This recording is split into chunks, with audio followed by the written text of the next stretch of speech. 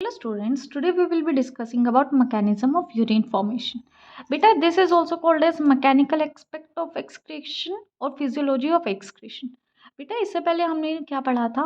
Biochemical aspect of excretion. उसके अंदर हमने क्या किया था? हाईली टॉक्सिक अमोनिया को हमने यूरिया के अंदर कन्वर्ट करा था.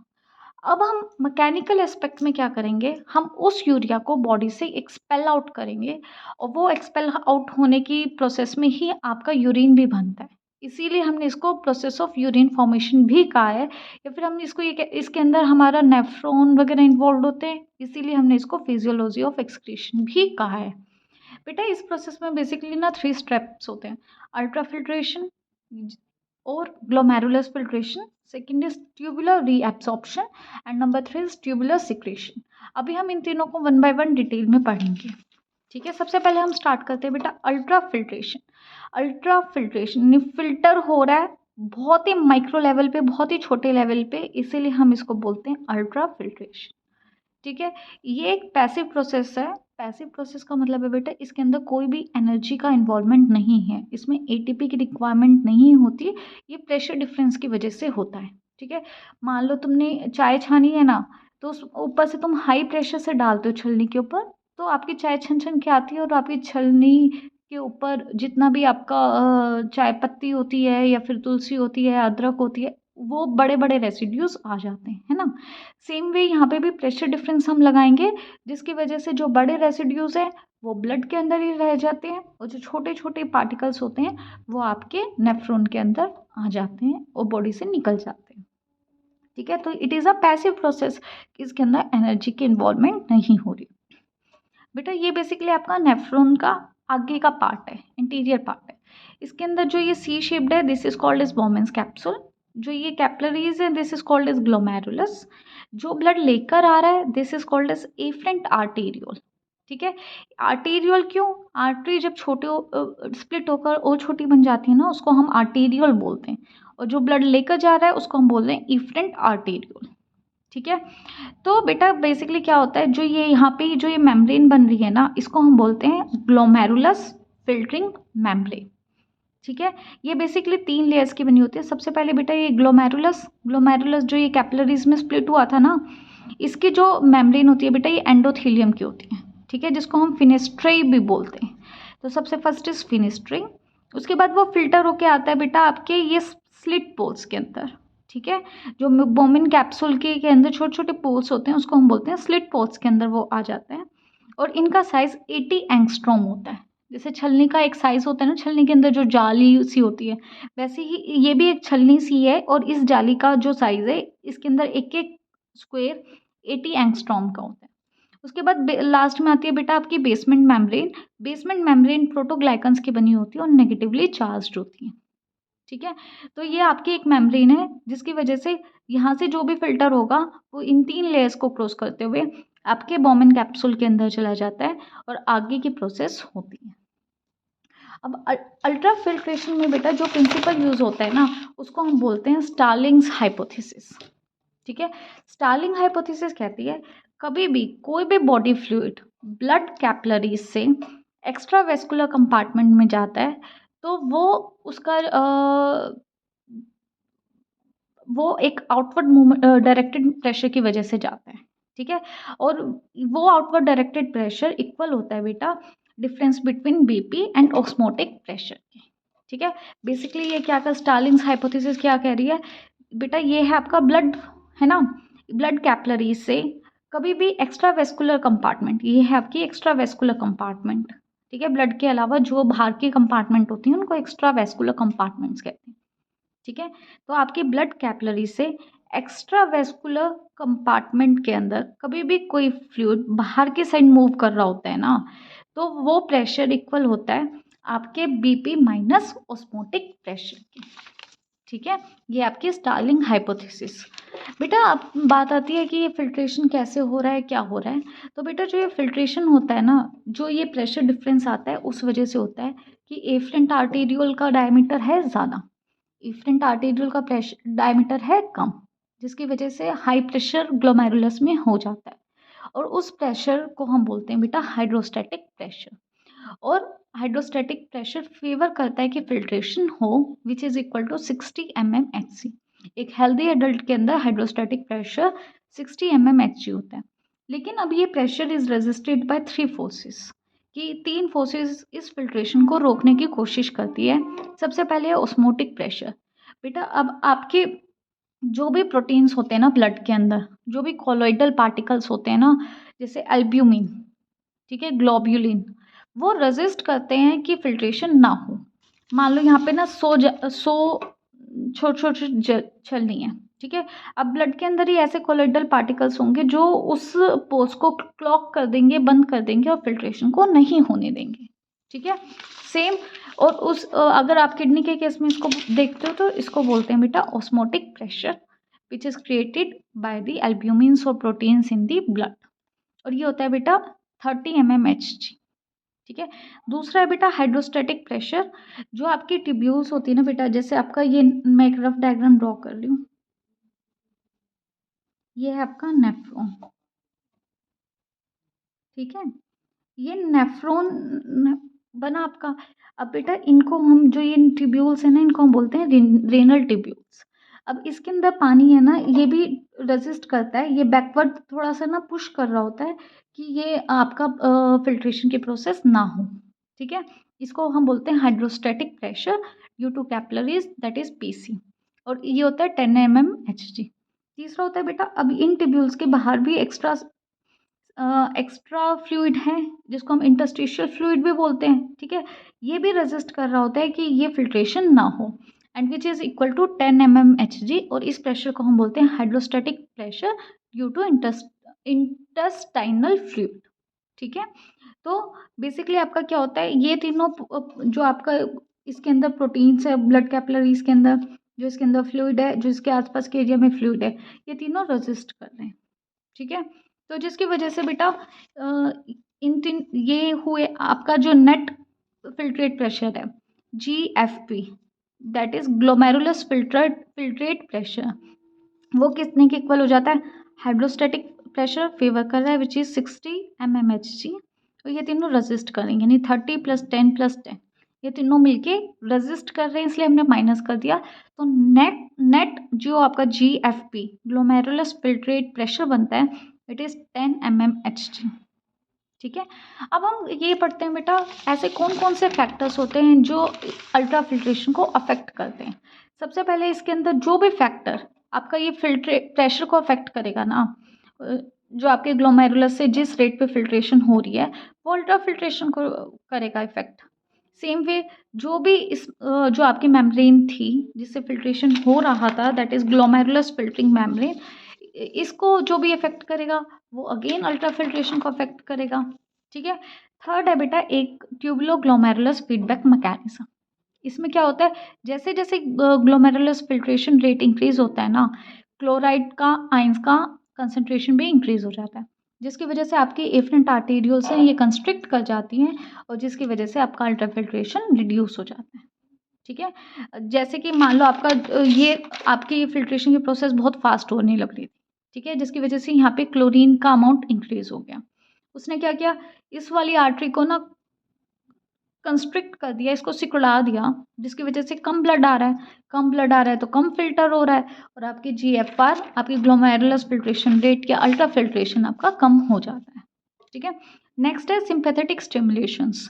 जो हमारा ऑटोनोमस नर्वस सिस्टम है वो भी क्या करता है, आपके रेनल ब्लड फ्लो को कंस्ट्रिक्ट कर देता है, आपके जो ब्लड वेसल्स हैं ये कंस्ट्रिक्ट कर देता है, जिसकी वजह से GFR कम हो जाता है। हाउएवर जो ये सिंपैथेटिक स्टिमुलेशन है ये 20 से 30 मिनट के बाद रिकवर हो जाती हैं, ठीक है। आपकी इमरजेंसी के टाइम में जो आपकी ब्लड वेसल्स कंस्ट्रिक्ट हो जाती हैं वो 20 से 30 मिनट के बाद वापस से नॉर्मल में आ जाती है, ठीक है।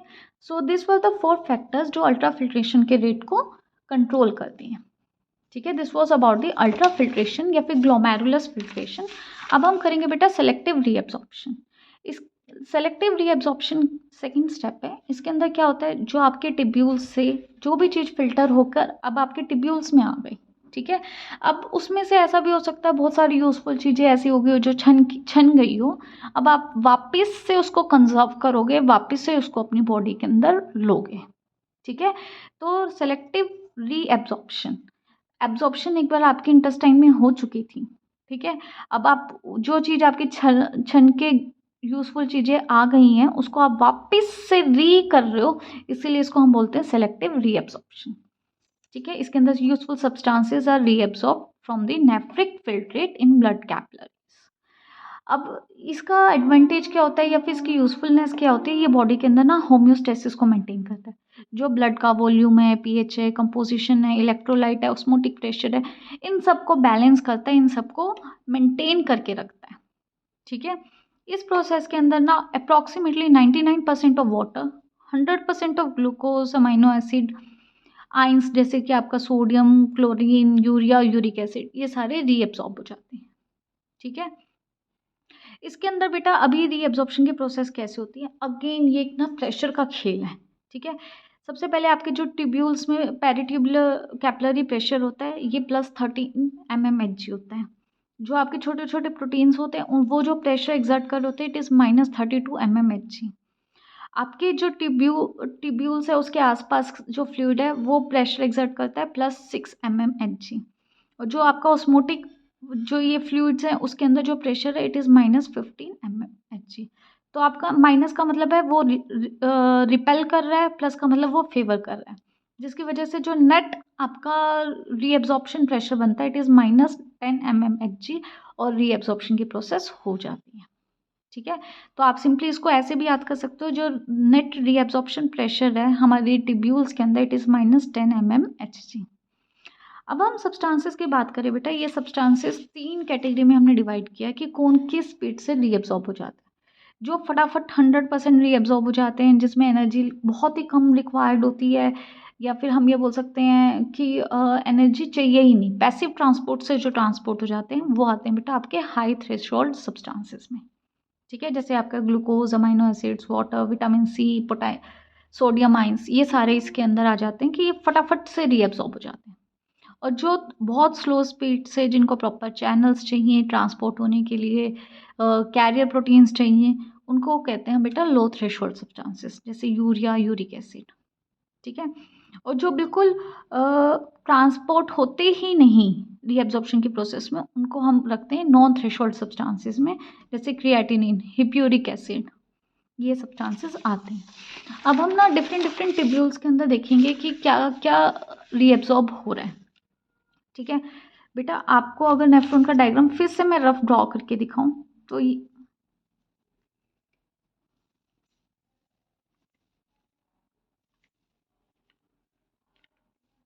कुछ इस तरीके से होता है। यहाँ पे आ गया आपकी ये आ गया आपका बोमिन्स कैप्सूल।